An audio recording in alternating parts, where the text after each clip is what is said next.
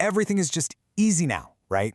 From one-click shopping to getting instant answers from AI, our entire world is being engineered to be effortless. We're surrounded by all these amazing tools that promise to get rid of friction and just make life simpler. But what if all this easy living is actually changing us in ways we don't even see? Is our constant need for immediate gratification maybe reshaping our ability to handle a good, old-fashioned productive struggle? Okay, so here's the game plan for this explainer. We're going to start by looking at why this frictionless world is so seductive. Then we'll pull back the curtain on the hidden price of all this convenience. After that, we'll get into the real value of struggle, how experts are really made, and finally, we're going to bust the whole myth of natural talent. Just think back for a sec. Maybe you are wrestling with a math problem, or trying to fix a leaky faucet, or even just figuring out a new recipe. Remember that feeling of being completely, utterly stuck? And then, boom, the sweet, sweet relief of a quick search, a tutorial video, an instant answer. It feels amazing, doesn't it? Well, that exact feeling is what we're going to unpack today. So first up, let's talk about the undeniable appeal here. I mean, let's be honest, our modern world is an absolute masterpiece of convenience, and it's all designed to appeal to the fastest, most impulsive part of our brain.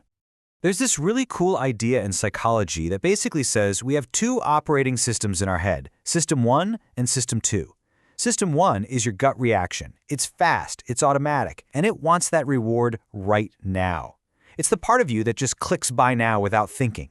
Then you've got System 2. That's the slow, analytical, and much more controlled part. In our digital world, it is an absolute playground for System 1. It's built for impulse. And this isn't just about us shopping or scrolling through social media. This push for frictionless solutions is completely transforming professional fields, and sometimes the results are pretty incredible. For instance, take a field like medical diagnostics. AI-powered tools that help pathologists monitor biomarkers can be just astonishingly effective, and this chart shows you the upside perfectly. Studies show these tools can slash diagnostic errors by a whopping 25%. I mean, faster, more accurate results can literally save lives. On the surface, it seems like a total, undeniable win. But, and you knew there was a but coming, right? This world of effortless answers comes with a hidden price tag, and it's one that might just affect our very ability to think clearly.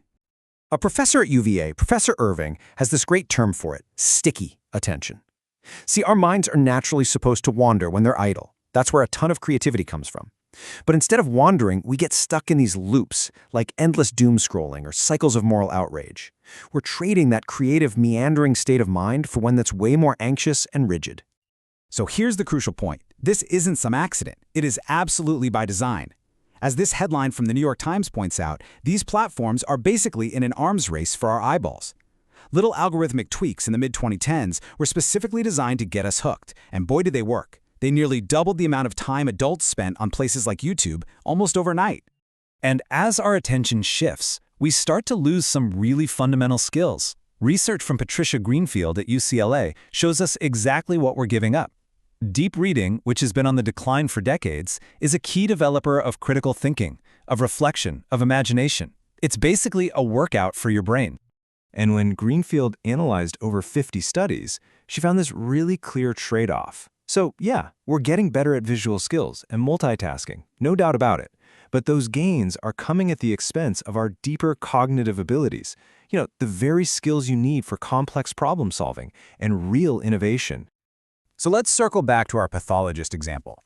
That same incredible AI tool that cuts down on errors, well, it has a dark side. If you over-rely on it, those fundamental human skills, like being able to analyze a glass slide under a microscope, they can start to atrophy. They get rusty. And then what happens when the tool fails or it's not available? The expert is actually left less capable than they were before.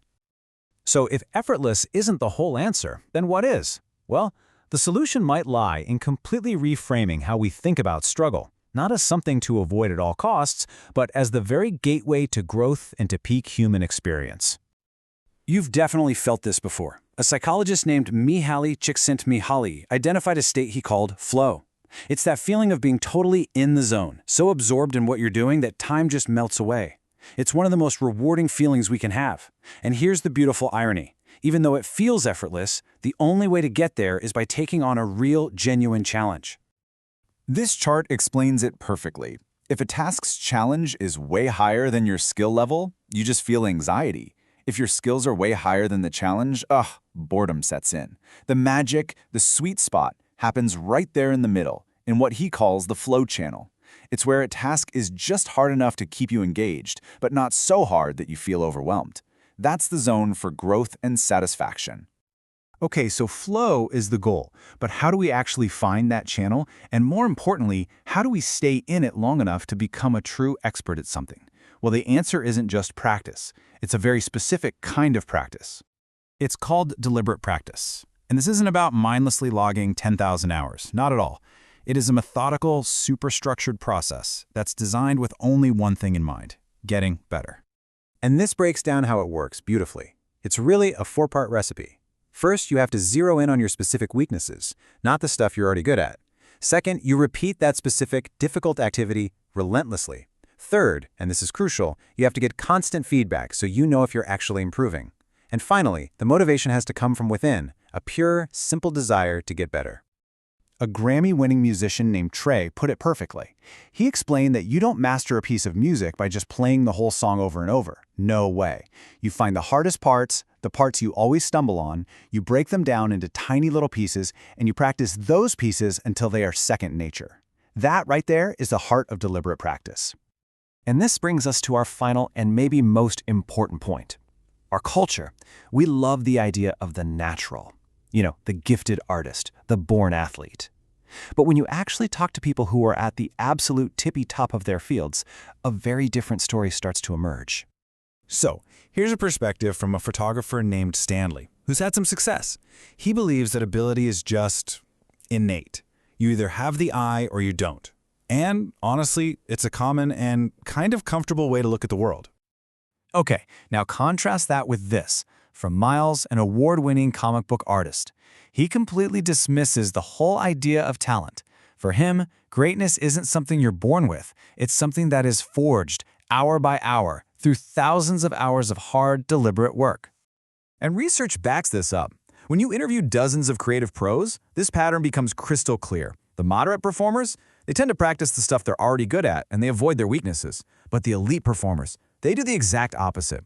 They actively hunt down their weaknesses, they break skills down into tiny parts, and they are desperate for constant feedback. The difference isn't talent, it's the approach. So we're left with this huge kind of uncomfortable question. In our race to build a completely frictionless world, we have to stop and ask, what if the friction is the whole point?